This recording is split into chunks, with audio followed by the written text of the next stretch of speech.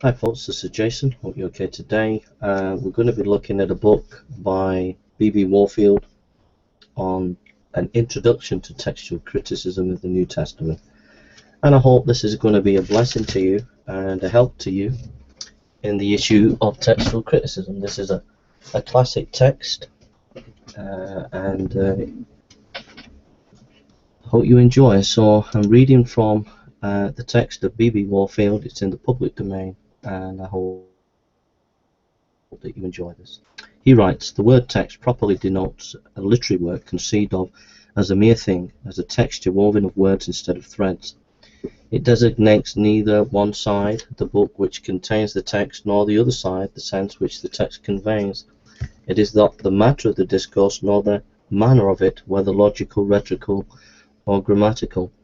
It's simply the web of words itself. It is with this understanding that the text of any work is concisely defined as episma or verba of that work. The word which came into the middle of English and from the French, where it stands as the descendant of the Latin word textum, retains in English the figurative sense of its primitive, yet owes it to its origin, that it describes a composition as woven thing, as a curiosity interwoven, clothed or tissued of words. Once a part of the English language, it has grown with that tongue and has acquired certain special usages. We usually need to speak of the exact words of an author only in contrast with something else, and thus text has come to designate a composition upon which a commentary has been written, so that it distinguishes the words commented on from the comments that have been added. Thus we speak of the text of the Talmud as lost in the comment, and thus too, by any extreme extension, we speak of the text of a sermon, meaning not the epistema verba of the sermon, but the little piece of the original author on which the sermon professes to be a comment.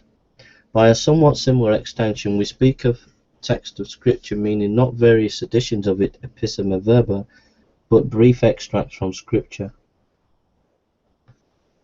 as for example proof texts and the like, a usage which appears to have grown up under the conception that all developed theology is of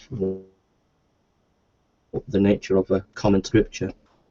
Such secondary senses of the word need not disturb us here. They are natural developments out of the ground meaning as applied to special cases. We are to use the word in its general and original sense, which designates the epistema verba, the woven web of words which constitute the concrete thing of which a book is made, a work, but which has nothing directly to do with the sense, correctness, or the value of the work. There is an important distinction, however, which we should grasp at the outset between the text of a document and the text of a work. A document can have but one text, its epistema verba or its epistulae verba, and there is something further to say about it. But a work may exist in several copies, each of which has its own epistema verba, which may or may not tally with one another. The text of any copy of Shakespeare that is placed in my hands is plainly before me, but the text of Shakespeare is a different matter. No two copies of Shakespeare, or now since we have to reckon with the printing press, we must rather say no two editions are precisely the same text. There are all kinds of causes that work differences, badness of copy, carelessness of compositors, folly of editors, imperfections of evidence, frailty of humanity. We know that the text of Kyle Halt's Helmet is BNT. What is the text of Hamlet 1? We cannot choose any one edition and say that it is the text of Hamlet. It is the text of Hamlet, but not necessarily the text of Hamlet.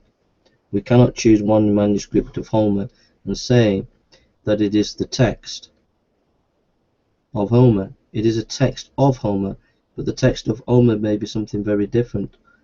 We know then that the text of a document and the text of a Tiva work may be very different matter. The text of a document is the epistema verba, that document, and is to be had by simply looking at it, whatever stands actually written in its text. The text of a work, again, is the epistema verba of that work, but it cannot be obtained by simply looking at it. We cannot look at the work, but only at the documents of copies that represent it, and what stands written in them, individually or even collectively, may not be the epistema verba of the work.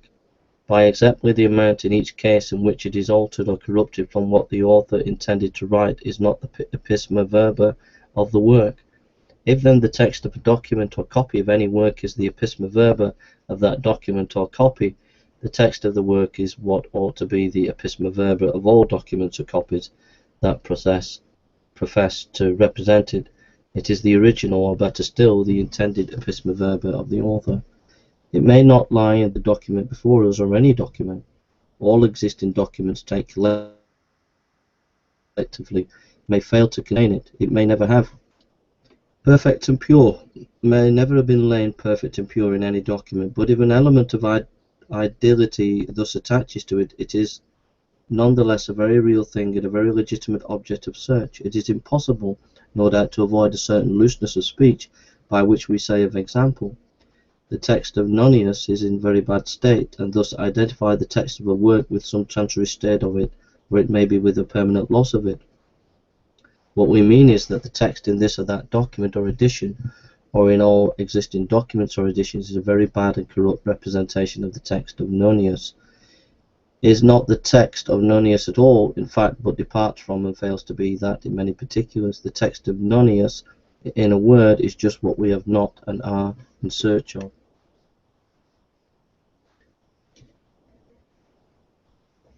It is clear that the text of a work as distinguished from a text of a document can be had only through a critical process. What is necessary for obtaining it is a critical examination of the text of the various documents that lie before us as its representative, with a view to discovery from them whether and wherein it has become corrupted, and approving them to preserve it, or else restoring it from their corruptions to its originally intended form. This is what is meant by textual criticism, which may be defined as the careful critical examination of a text with a view to discovering its condition, in order that we may test its correctness on the other hand, and on the other amend its errors. Obviously this is not a bold and unsafe kind of work, yet one sufficiently nice to engage our best powers. It is not, however, so unwanton a procedure as it may seem at first sight, and more of us than suspected are engaged in it daily. Whenever, for instance, we make a correction in the margin of a book we chance to be reading because we observed a misplaced letter or a misspelled word or any other obvious typological error, we are engaging in a process of textual criticism. Or perhaps we receive a letter from a friend, read it carefully, suddenly come up with a sentence that puzzles us, observe it most closely and say, oh, I see a word has been left out here. There is no one of us who has not had this experience, or who has not supplied the word which they determined to be needed and gone unsatisfied. Let us take an opposite example or two from the printed books. When we read in Archdeacon Farrar's The Message of the Books, page 145, that God chose his own fit instrument for writing the books of the New Testament, and that the sacred dues of the book was due to prior position of these writers, it's clear from the fact that only 4 of the writers were apostles. Few of us will hesitate to insert not before due, the lack of which throws the sentence into logical confusion. So when we read in the admirable International Revision Commentary of John's Gospel by Drs. Milligan and Moulton, page 341, yet we should overlook the immediate reference. The context tells us at once that a not has been omitted before overlook in an edition of King James Bible printed by Barker and Bill in 1631. Men read the 7th commandment, thou shalt commit adultery. Not without perceiving, we may be sure that a not had fallen out, and mentally replacing it all the more emphatically that it was not there. But all this is textual criticism of the highest and most delicate kind. We have, in each case, examined the text before us critically, determined that it was in error, and restored the originally intended text by a critical process. Yet we do all this confidently, with no feeling that we are trenching on learned ground, and with results that are entirely satisfactory to ourselves, and on which we are willing to act in business or social life. The cases that have been adduced involved, indeed the very nicest and most uncertain of the critical processes. They are all samples of what is called conjectural emendation. The text has been amended in each case by pure conjecture, the context alone hinting that it was in error or suggesting the remedy. The dangers that attend the careless or uninstructed use of so delicate an instrument are well illustrated by a delightful story which Mr. Frederick Harrison attributed to Mr. Andrew Lang, of a printer who found in his copy some references to the scapping of Pocolin. The printer was not a pedant. Malheur he knew, but who was Pocolin? At last a bright idea struck his invented mind, and he printed it. The scapping of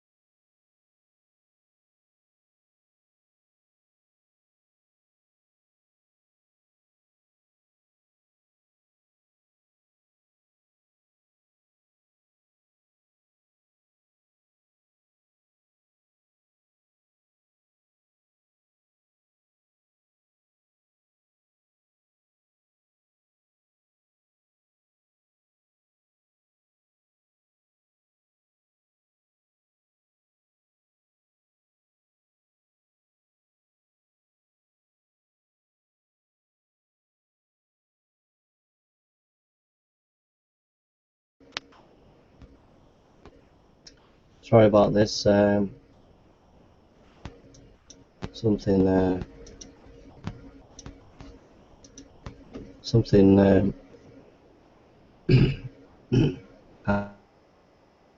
happened to my computer there. Sorry about that. I just lost everything for a second. In this higher way, every reader of books is a textual critic. In a lower way, every proofreader is a textual critic, for the correction of a text that lies before him by the readings of another give him as a model is simply the lowest variety of this art. The art of textual criticism is thus seen to be the art of detecting and mending errors in documents.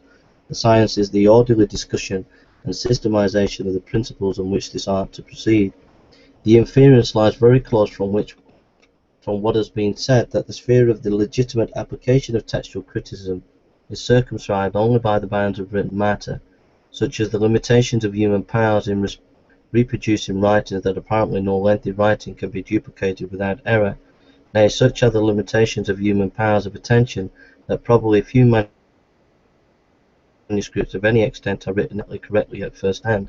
The author himself fails to put correctly on paper the words that lie in his mind, and even when the document that lies before us is written with absolutely exact correctness, it requires the application of textual criticism, i.e. a careful critical examination, to discover and certify this fact. Let us repeat it then.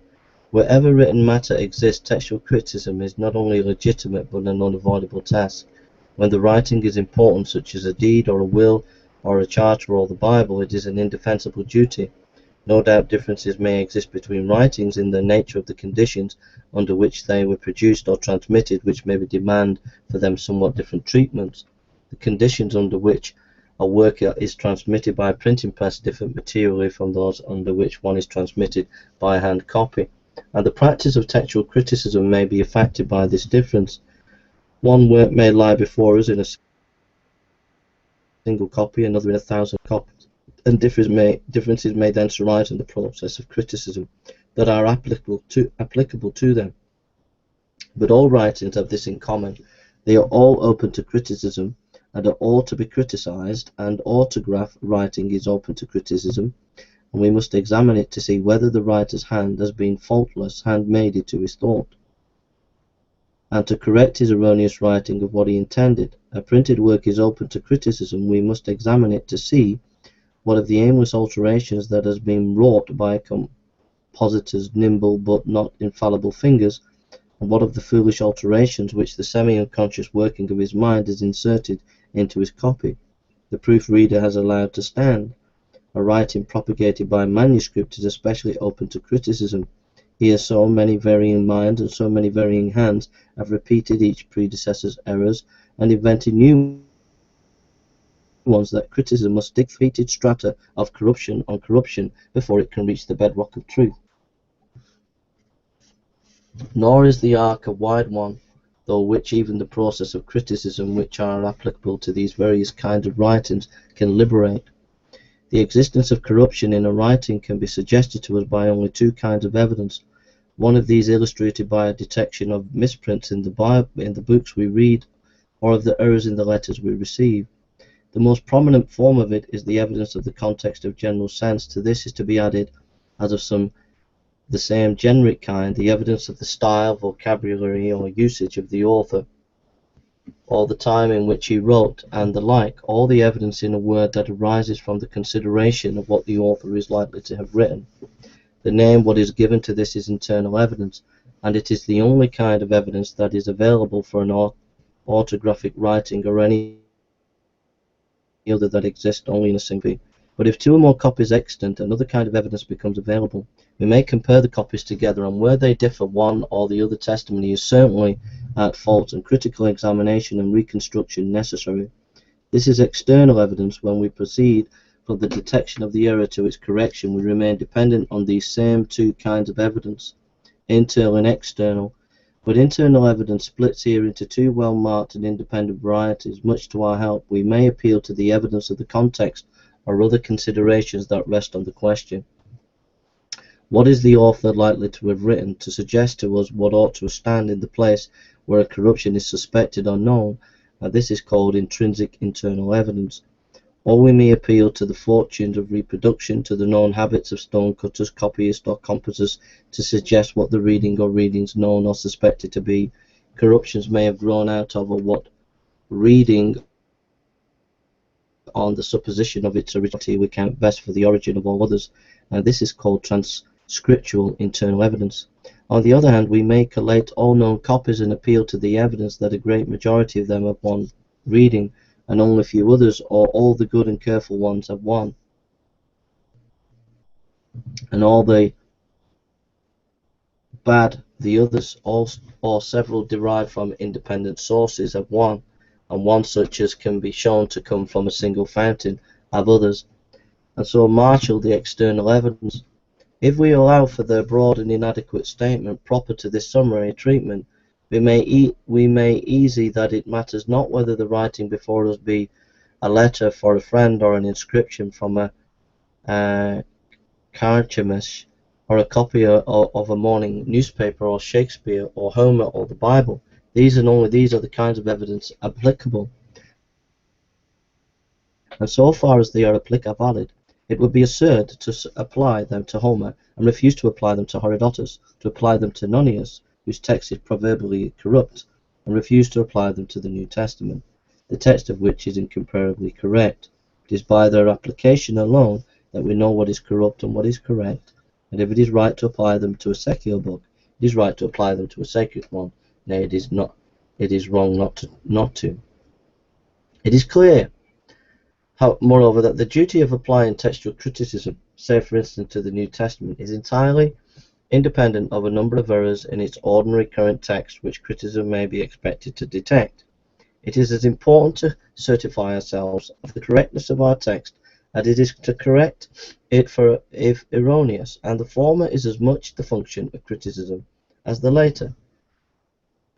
Nor is textual error to be thought to be commensurable with error in a sense. The text conveys the sense, but the textual critic has nothing to do primarily with the sense. It is for him to restore the text, and for the interpreter who follows him to reap the new meaning. Divergences which leave the sense wholly unaffected may be to him very substantial errors. It is even possible that they might find a copy painfully corrupt, from which nevertheless precisely the same sense flows as if it had been written with perfect accuracy. It is of the deepest interest nevertheless to inquire, even with this purely textual meaning, how much correction the text of the New Testament in general circulation need before they are restored substantially to their original form. The reply necessary vary according to the standard of comparison which we assume. If we take an ordinary well-printed book as a standard, the New Testament in its commonly current text will appear sorely corrupt. This is due to the different conditions under which an ancient and a modern book come before a modern audience.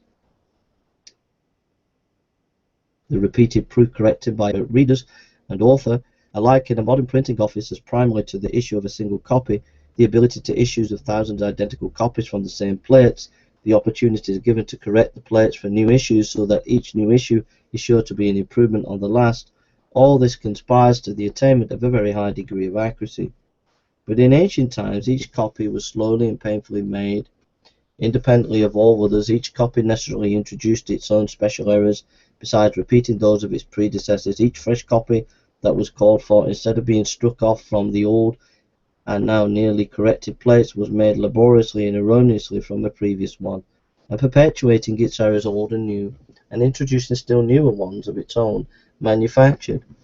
A long line of ancestry gradually grows up behind each copy in such circumstances, and the race gradually but inevitably degenerates, until after 1,000 years or so the number of fixed errors becomes considerable. When at last the printing press is invented and the work put through it, not the author's autograph but the latest manuscript is printer's copy, and no other eye can overlook the sheets, the best the press can do is measurably to stop the growth of corruption and faithfully to perpetuate all that has already grown. No wonder that the current New Testament text must be adjudged in comparison with well-printed modern book extremely corrupt. On the other hand, if we compare the present state of the New Testament text with that of any other ancient writing, we must render the opposite verdict and declare it to be marvelously correct, such as being the care with which the New Testament has been copied, a care which has doubtless grown out of true reverence for its holy words, such as being the providence of God in preserving for his church in each and every age a competent exact text of the Scriptures, that not only is the New Testament unrivaled among ancient writings in the purity of its text, as actually transmitted and kept in use, but also in the abundance of testimony which has come down to us, forecasting its comparatively infrequent blemishes. The divergence of its current text from the autograph may shock a modern printer of modern books. Its wonderful approximation to its autograph is the undisguised envy of every modern reader of ancient books. When we attempt to state the amount of corruption which the New Testament has suffered in its transmission through 2 millennia, absolutely instead of thus relatively, we reach scarcely more intelligible results. Roughly speaking, there have been counted in it some 200,000 various readings, that is, actual variants of readings in existing documents. These are of course the result of corruption, hence the measurement of corruption, but we must guard against being misled by this very misleading statement. It is not meant that there are nearly 200,000 places in the New Testament where various readings occur, but only that there are nearly 200,000 various readings all told, and in many cases the documents so differ among themselves that many are counted on a single word. For each document is compared in turn with one standard, and the number of its divergent ascertained, then these sums are themselves added together, and the result gives us the number of actually observed variants. It is obvious that each place where a variant occurs is counted as many times over, not only as distinct variations occur upon it, but also as the same variant occurs in different manuscripts.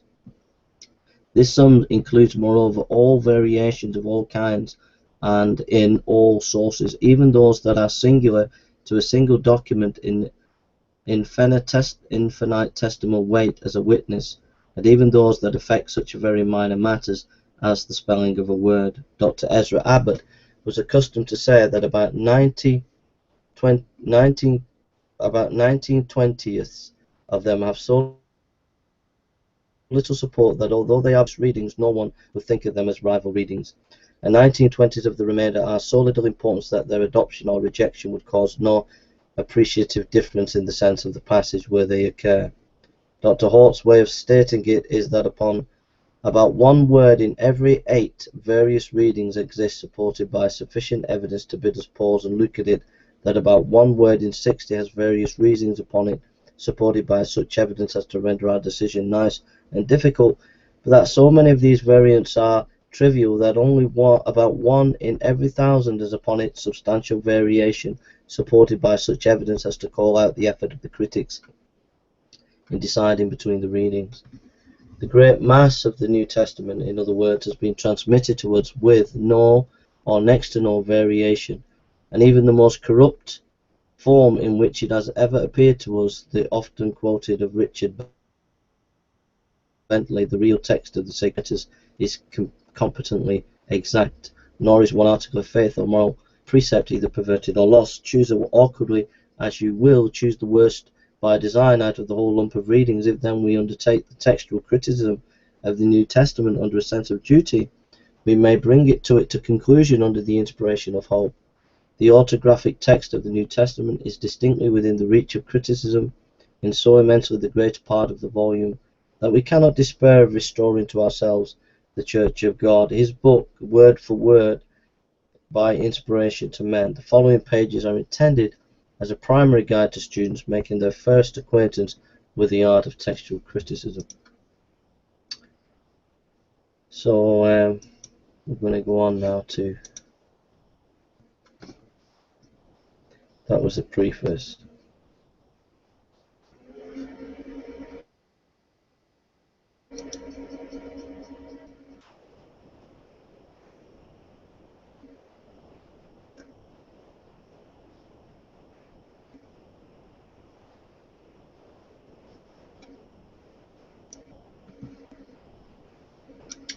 Okay, the matter of criticism. First duty of the students who is seeking the true text of the New Testament is obviously to collect and examine the witness of that text.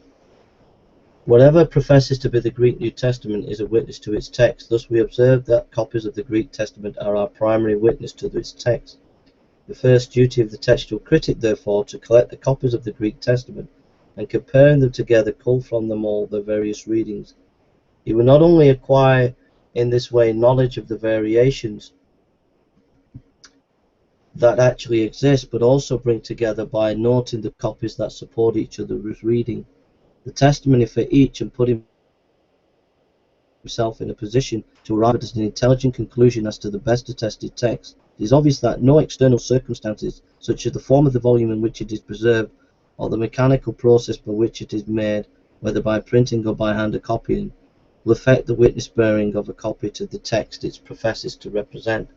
Printed copies of the New Testament are per se as valid witnesses to its text as manuscripts, and had we no manuscripts we should not despair of attaining a good text from printed copies of it alone. Nevertheless, the universal consent by which printed copies are set aside and manuscripts alone used as a witness rests on sound reason. The first printed Greek Testament was completed in 1514, and hence all printed copies are comparatively late copies, and therefore presumably inferior as a witness of the original text to the manuscript copies, almost all of which are older than the 16th century. Still more to the point, all printed copies have been made manuscript copies, and therefore in the presence of the manuscripts themselves are mere repeaters of the witnesses, and or no value at all as additional testimony to the original text. Wherever the printed copies agree with the manuscripts, they have been taken for them and add nothing to their testimony. They are conclusive witnesses wherever they represent readings that are found in the manuscript. This is due either to accidental error, and is therefore of no value as testimony, or to editorial emendations, and represents therefore not a testament to what the original New Testament contained, but opinion as to what it must have contained. In no case, therefore, are printed copies available as witnesses, and the manuscript copies alone are treated as such. Alongside of the manuscripts as the primary witness of the New Testament text may be placed, as secondary witness, translations of the Greek Testament into other languages. Although a version does not produce the text, but only the sense which the text conveys, yet, so far as it is an accurate rendering, we can reason back from the sense conveyed to the text that conveys it. No doubt we could not produce the text of the New Testament from versions alone, even though we could gain from them the entire sense of the volume. No doubt, too, the ability of a version to witness on a special point will depend on the genius of the language into which the Greek has been transmuted. For example, the Latin can seldom testify to the presence or absence of the article, but in conjunction with Greek manuscripts, and when regarded is paid to the limitations of the various tongue in which they exist, the testimony of versions may reach even primary importance in the case of all variations that affect the sense, especially in questions of insertion or omission of section, clauses, or words. They may give no more uncertain voice than Greek manuscripts. For use as a witness to the text of the Greek New Testament, it is absolutely necessary that a version should have been made immediately from the Greek and not from another version. In the later case, it is a direct witness only to the text of the version from which it is made, and only in case of the loss of that variation can it be used as immediate witness to the Greek text. Furthermore, it is desirable that a version shall have been made sufficiently early for its witness to be borne to the Greek text of a time, of which few monuments of it have come down to us. Ordinarily, a version is made from the Greek manuscript in current use at the time, and if this time be so late that we have the manuscripts themselves, the version runs to great risk of delivering simply collusive testimony like printed copies to be of much use in criticism. The English version, for example, although taken immediately from the Greek Tyndale in 1525 and repeatedly revised by the Greeks since, is of inappreciable value as a witness to the Greek text on account of the lateness of its origin. The use of which a version may be put in textual criticism depends still further on the exactness with which it renders the Greek, a slavishness of literal rendering which should greatly lessen its usefulness as a version would give it only additional value as a witness to the Greek text. For example, the Heraclean Syriac version, which must have been a trial to the flesh of every Syrian reader who tried to make use of it, reveals its underlying Greek text as perhaps no other ancient version is able to do so. Under such safeguards as these, the ancient immediate versions of the Greek Testament may be ranged alongside of the manuscripts as co-witness to its text. Still additional testimony can be obtained to the text of special passages of the Greek Testament by attending to the quotations made from the Greek Testament by those of users who have written upon it. Whenever a reputable writer declares that his Greek Testament reads thus and thus, for as much of the text as it covers, his assertion is equal in value as a witness to a Greek manuscript of his day, and the ordinary quotation from the Greek Testament by early writers are, so far as they are accurately made, of real worth as a testimony to the text current in their time.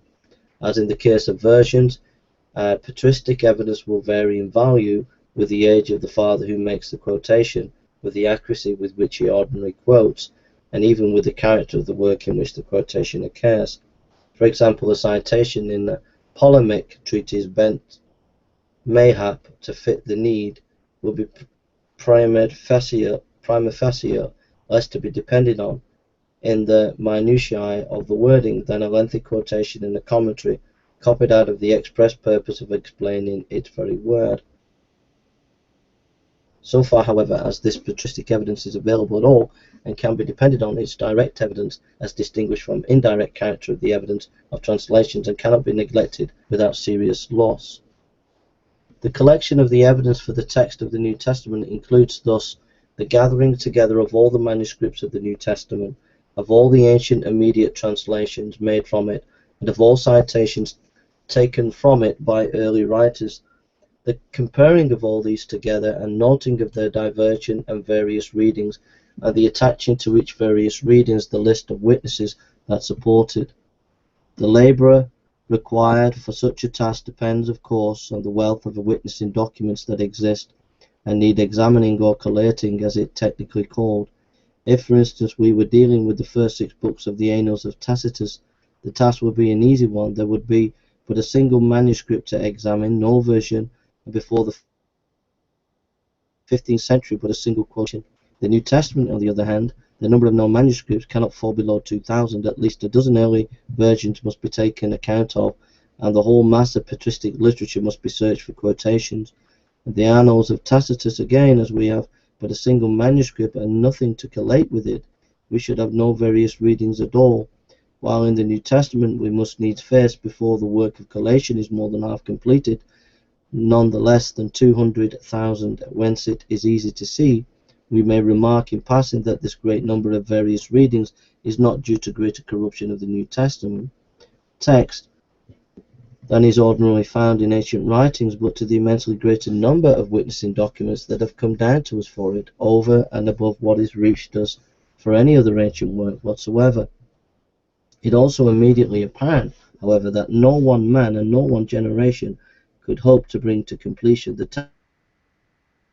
task of collecting the various readings of the New Testament with full evidence for each. As a matter of fact, this work has been performed now by a succession of diligent and self-denying scholars since the undertaking of Walton's Polyglot in 1657, already in Mill's day, 1707, as many as 30,000 various readings had been collected, and from Bentley and Wettstein to Tischendorf, Tregels and Scrivener, the work has been prosecuted without intermission, until it now has reached relative completeness, and the time is ripe for the estimation of the great mass of evidence that has been gathered.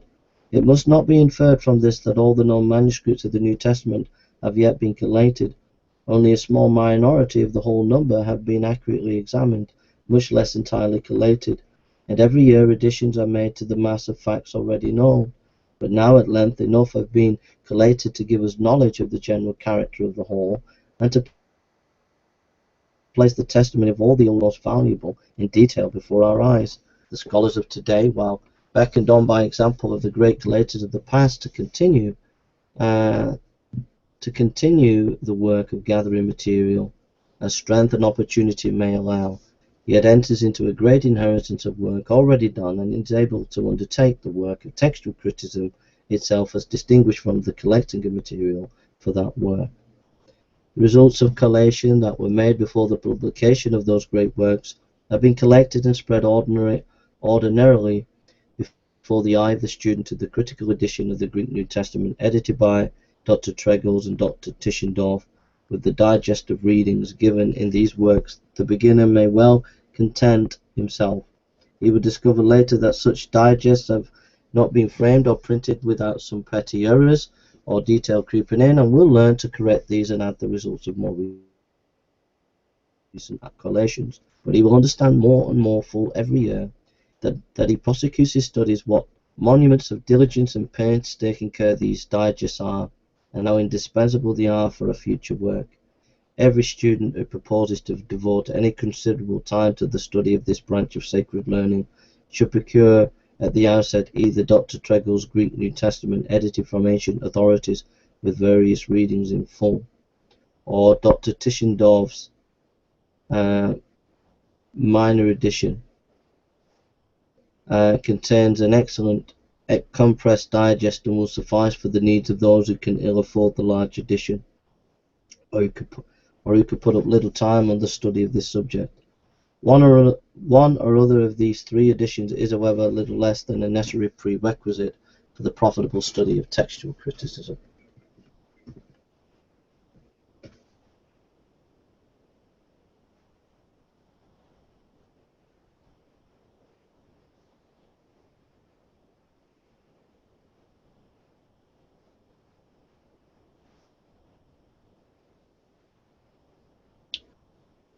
Greek manuscripts of the New Testament. The most astonishing thing about the manuscripts of the New Testament is their great number, as already been intimated. Quite 2,000 of them have been catalogued upon the list. It's now 5,000. A number altogether out of proportion to what antiquity has preserved for other ancient books. The oldest of them was written about the middle of the 4th century, the youngest after the New Testament had been put into print.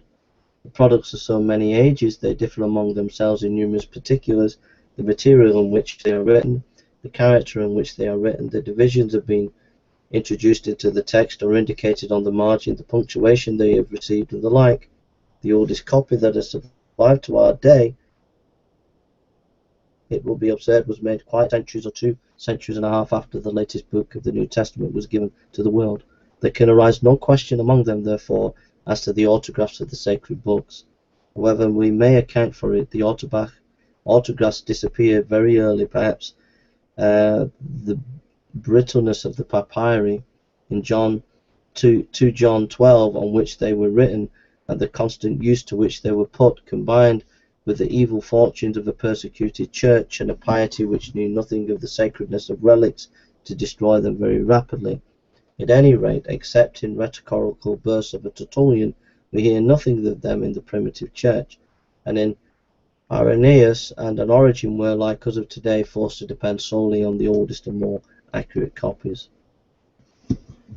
In attempting to classify this vast material, the first and sharpest line that is drawn concerning itself with the content of manuscripts and separates those which give a continuous text of whatever extent for those that contain only church lessons drawn from the New Testament. The later are called lectionaries and number several thousand, dating from the 8th to the 16th and even 17th centuries. They form a subordinate class of manuscripts which will engage our attention at a later point. The continuous manuscripts are much more numerous, but differ greatly among themselves in the extent of their contents. Only a few contain the whole New Testament, and some are small fragments that preserve only a few verses or even words. Most of them doubtless never contain the entire New Testament, but were then complete manuscripts or of one or more of the portions into which the bulkiness of a written copy and the costliness of the handmade volumes caused the New Testament to be divided in early times. This circumstance leads to the apportioning of our extant manuscripts into classes, according to the parts of the New Testament they contain, and following the indications of the early custom, the New Testament is divided for critical purposes into 4 sections: the Gospels, the Acts and Catholic epistles, the epistles of Paul, the Apocalypse. The manuscripts for each of these sections are counted separately and symbols assigned to them independently. It hence happens that when a manuscript contains more than one section, it may be represented by different symbols in its several parts, while conversely the same symbol may represent different manuscripts in several sections. Thus, for example, D in the Gospels is Codex Beza, while D in Paul is Codex Claromontanus, a related but entirely different manuscript. B in the Gospels is the great Codex Vaticanus, the oldest and most valuable of our manuscripts, while LN, the Apocalypse, is the late and inferior Codex Vaticanus 2066. On the other hand, A of the Gospels is the same codex as G in Paul, and 13 of the Acts is of the same, 33 of the Gospels and 17 of Paul, 69 of Gospels in the same as 31 of Acts, 37 of Paul, and 14 of the Apocalypse. On the other hand, NAC represent the same codices throughout the 4 parts, 1, 3, 5, 6, etc., are the same codices in the Gospels, Acts, and Paul. The list for each of the 4 parts is redacted in Word in entire independence of others, and must be treated independently.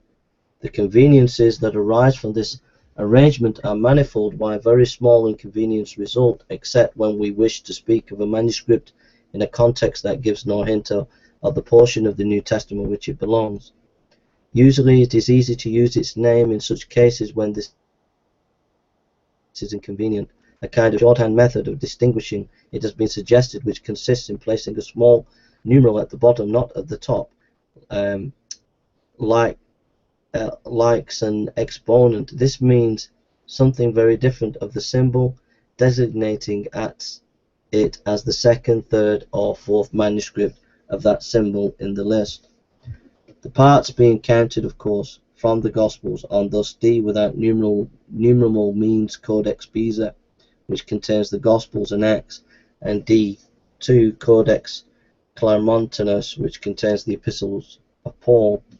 In like manner, E means Codex Basilensis of the Gospels, while E2 means Codex Laudanus 35 of the Acts, and EJ Codex Sanguinensis of Paul. Or again, B is the great Codex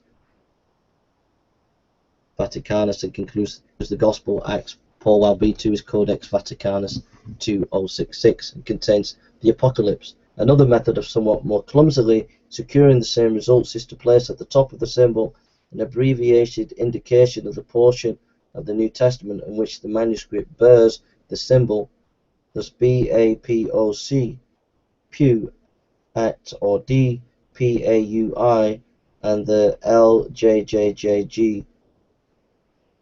No such distinguishing marks are needed in citing the manuscripts in the direct business of textual criticism, for which purpose their classification and symbolizing were invented. The passage that is under discussion determines the section, and the bear symbol is sufficient to identify the manuscript. Another sharp division line that separates the manuscripts into great well-marked classes concerns itself with the character of handwriting in which they are written. By this division, the manuscripts are parted into two very unequal bodies, called respectively unicule MS and minuscule, or more improperly, confert, usingly cursive MS. The former includes all the manuscripts less than 100 in number, which are written throughout in that kind of half-capital character which is technically known as a unicule. They are designed in the list and cited in the digest by the capital letters of Latin, Greek, Hebrew, etc. So I'm going to close there on that, and I'm going to read the history of textual criticism now, because it's obviously very technical, and so I would encourage you to go and read the book. It's called An Introduction to Textual Criticism by B.B. Warfield. I'm going to be finishing it off tonight. So we're going to just look at the history of criticism. Okay.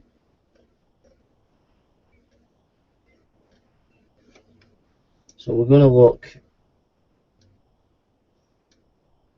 at the history of textual criticism. All right.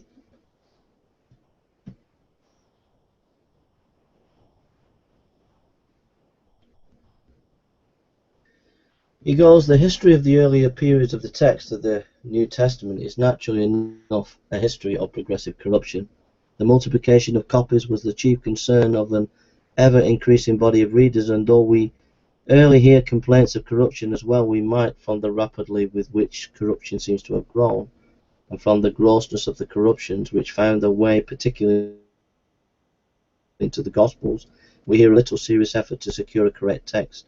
Nevertheless, the earliest fathers showed themselves in some sense guardians of the text, and ready to distinguish between the common and the best and oldest copies. The autographs of the sacred writings disappeared exceedingly early, and Irenaeus and Origen were already without appeal to aught but the more accurate copies.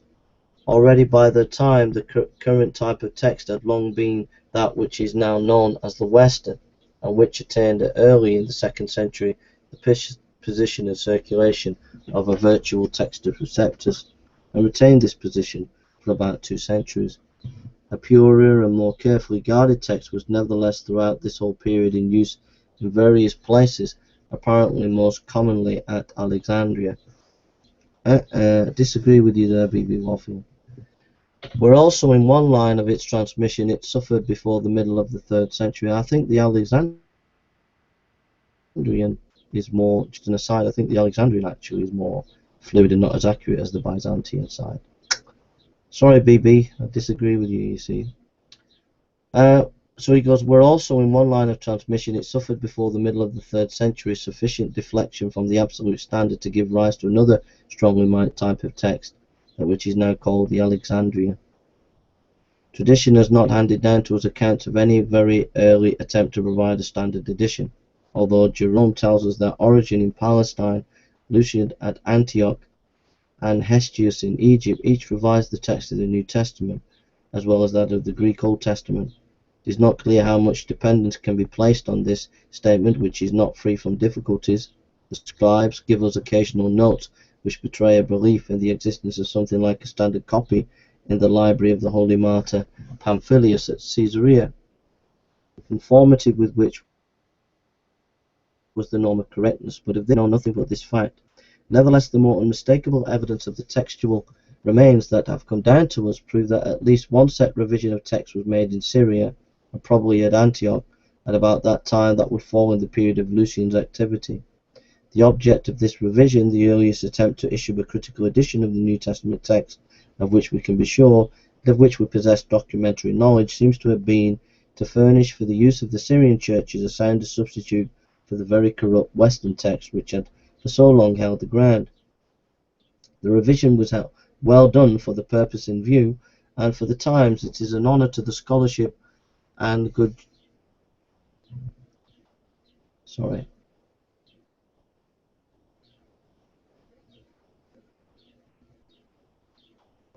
The revision was well done for the purpose in view, and for the time it is an honour to the scholarship and good judgment of the school of Antioch, and presents characteristics quite in keeping with the exegetical reputation of that school. It was impossible at the time and under the ruling views of criticism to form sound text, but these scholars succeed in substituting popular use for the exceedingly corrupt Textus Receptus, then current, a text free from all the gross corruptions that disfigured it, smooth and readable in structure and completely exact for all practical purposes. Just a little aside here, notice that he says the Lucian school were quite accurate. That's the text that came through the Byzantine. That's the text that goes into the King James Version. Just a little aside there. He goes, the Christian world, which has been the heir of their labours for a millennium and a half, owes a debt of thanks to superintending Providence for the good work done thus in a corner, and probably with only a local intent. For the scholars of Antioch were in God's doing a greater work than they knew. Soon the persecutions of the dying heathen broke out with redoubled fury, and everywhere Christian books were sought and destroyed. Then came Constantine and the Christian Empire, established with its seat the Bosphorus, and Antioch became an ecclesiastically the mother of Constantinople, and the revised text of Antioch, the ecclesiastical text of the centre of the world. The preparation of the magnificent copies of Scripture ordered by Constantino for churches of Constantinople was entrusted to Eusebius of Caesarea, whose affiliations were with Antioch, and everywhere the Syrian text began to make its way. The separation of the Eastern and Western empires was followed by the separation of the Eastern and Western churches, with the effect of confining the use of Greek to narrow limits and giving increased power to the Constantinople tradition. Wherever the Greek scriptures were used, though some serious alterations were suffered by it in the process of time, it was thus the Constantinople text that became the text of the Greek world, and with the revival of Greek letters in the West under the teaching of Byzantine refugees of the whole world, how the process of substitution took place, it is not necessary to trace. Sometimes it was, no doubt, by direct importation of copies from the capital, at others it was by the correction of copies of other types by Syrian models, which secured that their descendants should be Syrian. Thus Codex E of Paul is largely Syrian, although it is a copy of the purely Western D, and thus too probably is to be the explained that Codex A in the other Gospels is Syrian, while in Mark it remains mostly pre-Syrian. The great popularity of the Antiochian exegetes and of homilies of such orators as Chrysostom carried with it preference to their text. What effect on this process the edition of Alpheus had in the last half of the 5th century, which was rather a handy edition than a purified text, it is impossible to determine. At all events, traces of other texts became rarer and rarer as times passed, although mixed texts were exceedingly abundant at first. Even these gradually gave way, and throughout the Middle Ages and down to the invention of printing, the Syrian text reigned everywhere as indisputably the received text of the Church universal, as the Western text had been from the 2nd to the 4th century. The passing of a text through printing press has no tendency to revise it. The first printed Greek Testament was that included in the Complutensian Polyglot, and is dated 1514, but as its issue was delayed, the first published Greek Testament was Erasmus' first edition, published by Vauban at Bale in 1516. Hurried through the press at breakneck speed in the effort to forestall the Pluton Complutensian polyglot. It was taken from late and almost contemporary manuscripts and mirrored the state of the received text of the time. It bore indeed sundry printers' boasts on its title page, but its editor felt free to say in private that it was precipitum varius quam edum. The Complutensian itself, when it did appear in 1520, proved to have been made, as was natural, from older manuscripts of the same type, and thus the printed text of the New Testament simply continued the history of the written text, leaving its character unchanged, gave it only a new mode of reproduction. The normal history that is worked out by the printed text of any work which has previously been propagated for a long time in a manuscript is something like this. The first edition is taken from the manuscript nearest at hand, and some edition gains such a circulation and acceptance, usually from its convenience or beauty, as to become the standard, and thus also the received text, and then efforts were made critically to restore the text to its original purity. Just this history has been wrought out by the New Testament text. The editions immediately succeeding those of Erasmus differed little in detail, and nothing in type from the text he published, but the magnificence of Stephen's Edito Regiria in 1515, and the convenience and beauty of the small Elizevers, especially those of 1624 and 1633, enabled these editions to determine the standard text, the one for English and the other for continental readers. Reverence for the Word of God, perversely but not unnaturally exercised, directed the received text into the norm of a true text, and although preparations for critical edition began very early and were seriously undertaken by the editors of Walton Polyglot in 1657, yet many years passed away before the hardened bondage to the received text could be shaken. It was not until 1831 that it was entirely broken by the issue of Latchman's first edition. The history of the editions from 1657 therefore falls into two periods: the one containing the editions which were striving to be rid of the bondage of the received text from 1657 to 1831, and the other those which have been framed in conscious emancipation from it from 1831 until our own day. During the former period, the task men set before them was to correct the received text as far as the evidence absolutely compelled correction. During the later,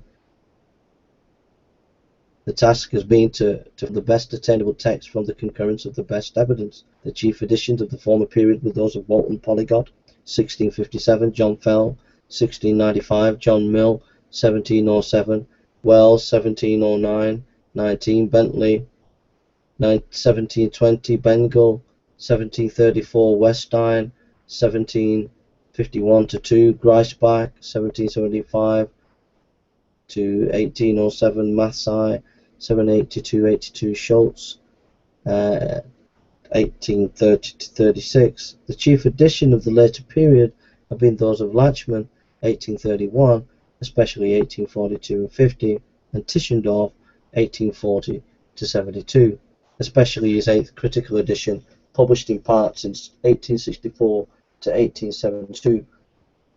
Tregel's in part from 1857 to 1879, and Westcott and Hort in 1881. In one way or other, the sequence of these editions marks a continuous advance, although in special points and heading out and then sets backwards. For instance, Weststein, Mathai, and Schultz all marked a retrograde movement in principle of criticism and in the text actually set forth, but each advance in the collection of the materials for framing the text. It would be desirable, therefore, to present the history of criticism briefly under 4 heads, including the collection of the documentary evidence of the text, the classification of this ever increasing material, the formation of critical rules for the application of the evidence in reconstructing the text, the actual formation of the text. The work of collecting the material, heralded by Stevens and Beza, was commenced in earnest by Walton's Polyglot in 1657. The great names in this work include those of Archbishop Usher, Bishop Fell, Mill, already could appeal to this 30,000 various readings, Bentley, and those in the employment.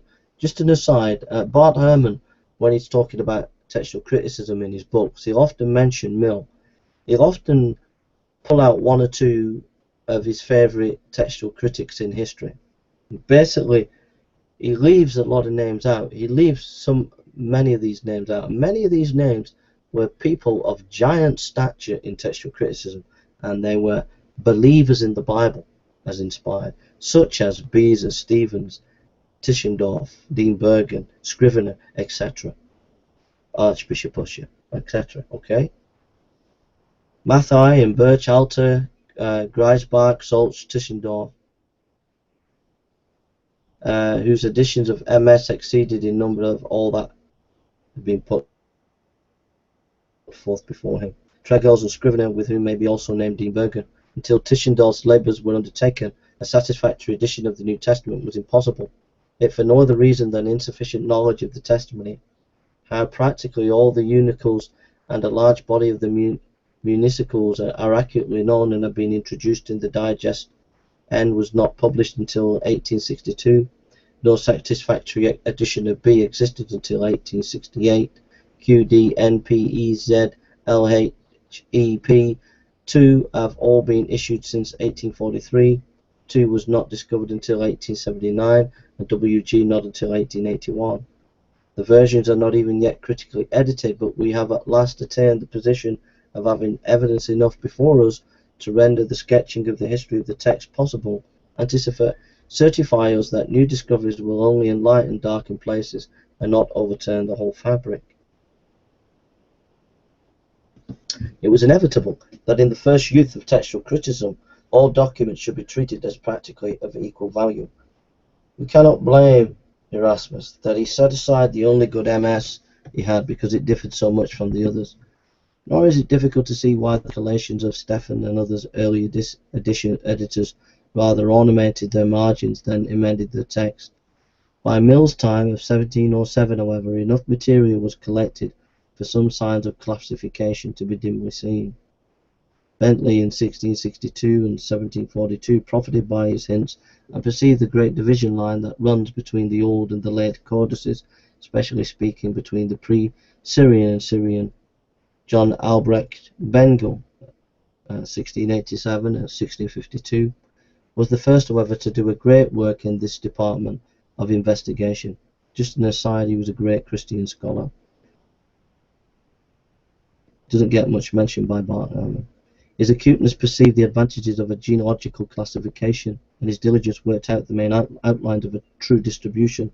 Like Bentley, he drew a broad line of demarcation between the ancient and more modern copies, which he classified under the names of the African Asiatic families, and then he made the new step of dividing in a more or less firm manner the African family itself into two sub-tribes represented respectively by A, the only purely Greek unicals at the time in use, and the old Latin versions. He held the African class to be the more valuable, and it was a critical rule with him that no reading of the Asiatic class was likely to be genuine unless supported by some African document. Semler in 1764 followed and handed down Bengel's classification to the greater Greisbach 1745. Greisbach divided all documents into three classes with all respectively.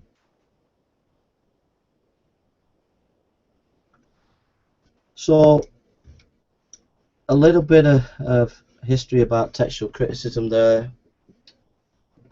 Some issues about textual criticism. I know it's kind of quite technical for you, but I enjoyed it, and I hope you enjoyed it too.